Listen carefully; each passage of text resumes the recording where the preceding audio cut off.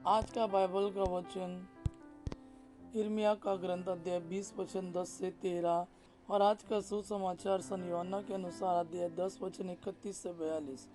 यिर्मयाह का ग्रंथ अध्याय 20 वचन 10 से 13। मैंने बहुतों को यह फुसफुसाते हुए सुना है, चारों ओर आतंक फैला हुआ है, उस पर अभियोग लगाओ। हम उस पर अभियोग लगाए। जो पहले मेरे मित्र थे वे सब इस ताक में रहते हैं कि मैं कोई गलती कर बैठूं और कहते हैं वह शायद भटक जाएगा और हम उस पर हावी होकर उससे बदला लेंगे। परंतु प्रभु एक पराक्रमी शूरवीर की तरह मेरे साथ है। मेरे विरोधी ठोकर खाकर गिर जाएंगे, वे मुझ पर हावी नहीं हो पाएंगे और अपनी हार का कटु अनुभव करेंगे।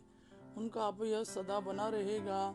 विश्वमंडल के प्रभु, तू धर्मी की परीक्षा करता और मन तथा हृदय की था लेता है। मैं अपने को तुझ पर छोड़ता हूँ। मैं देखूंगा कि तू उन लोगों से क्या बदला लेता है। प्रभु का गीत गाओ, प्रभु की स्तुति करो, क्योंकि वो दरिद्रों के प्राणों को दुष्टों के हाथ से छुड़ाता है। आज का सुसमाचार सन यूहन्ना के अनुसार अध्याय 10 वचन 31 से 42। यहूदियों ने ईसा को मार डालने के लिए फिर पत्थर उठाए। ईसा ने उनसे कहा, मैंने अपने पिता के सामर्थ्य से तुम लोगों के सामने बहुत से अच्छे कार्य किए हैं। उनमें किस कार्य के लिए मुझे पत्थरों से मार डालना चाहते हो? यहूदियों ने उत्तर दिया, किसी अच्छे कार्य के लिए नहीं, बल्कि इस निंदा के लिए हम तुमको पत्थरों से मार डालना चाहते हैं, क्योंकि तुम मनुष्य होकर अपने को ईश्वर मानते हो। ईसा ने कहा, क्या तुम लोगों की संहिता में यह नहीं लिखा है?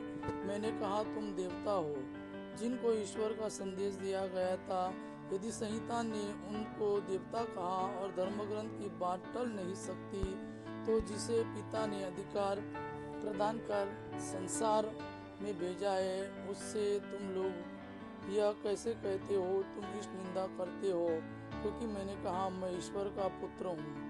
यदि मैं अपने पिता के कार्य नहीं करता तो मुझ पर विश्वास न करो, किंतु यदि मैं उन्हें करता हूँ तो मुझ पर विश्वास नहीं करने पर भी तुम कार्यों पर ही विश्वास करो, जिससे तुम यह जान जाओ और समझ लो कि पिता मुझ में है और मैं पिता में हूँ। इस पर उन्होंने फिर ईसा को गिरफ्तार करने का प्रयत्न किया, परंतु वे उनके हाथ से निकल गए। ईसा यरदन के पार उस जगह लौट गए जहाँ पहले यूहन्ना बपतिस्मा दिया करता था और वही रहने लगे। बहुत से लोग उनके पास आए। वे कहते थे, यूहन्ना ने तो कोई चमत्कार नहीं दिखाया, परंतु उसने इनके विषय में जो कुछ कहा वह सब सच निकला, और वहाँ बहुत से लोगों ने उनमें विश्वास किया।